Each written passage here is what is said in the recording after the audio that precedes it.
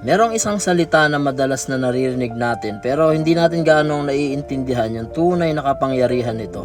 Ito yung word na cognitive dissonance. Ganito to gumagana. May isang taong naniniwala na gusto kong maging mayaman. Pero ang ginagawa niya araw-araw nanonood lang ng TV, naglalaro ng mga online games, yung nagre-relax lang. Merong dalawang bagay na nagtatalo sa loob niya. Una, yung gusto niya, at pangalawa, yung ginagawa niya. Hindi sila nagtutugma. At kapag hindi nagtutugma ang paniniwala at gawa, nararamdaman ng utak yung discomfort. Ang discomfort na yon, yun yung tinatawag na cognitive dissonance. Ngayon, paano to nire-resolba ng utak natin? Yung discomfort na yon. Merong dalawang paraan. Yung una, baguhin ang gawa para tumugma sa paniniwala. At yung pangalawa, baguhin yung paniniwala para tumugma dun sa gawa. At ang problema sa karamihan sa atin, pinipili yung pangalawa.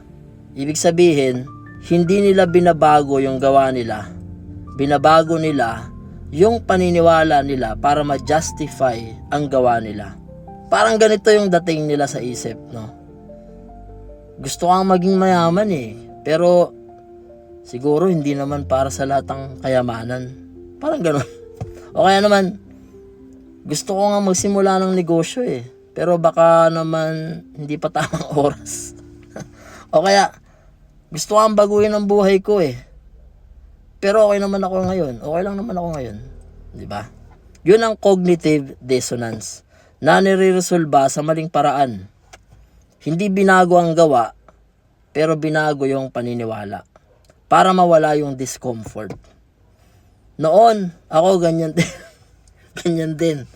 Alam ko na dapat akong gumawa ng pagbabago, pero hindi ko ginagawa At para mawala yung discomfort na yon, sinasabi ko sa sarili ko, okay naman ako mamaya na. Okay naman, hindi pa siguro ito yung tamang panahon. Hanggang sa isang araw, hindi ko na kaya yung discomfort na yon. Hindi ko na kaya yung puwang sa pagitan ng gusto ko at ng ginagawa ko. Kaya ang ginawa ko, yung una, binago ko yung mga gawa ko. At doon, nagsimula yung lahat. Kasi yun yung sinasabi ng cognitive dissonance. Ang discomfort na nararamdaman mo hindi problema. Yon ay signal. Signal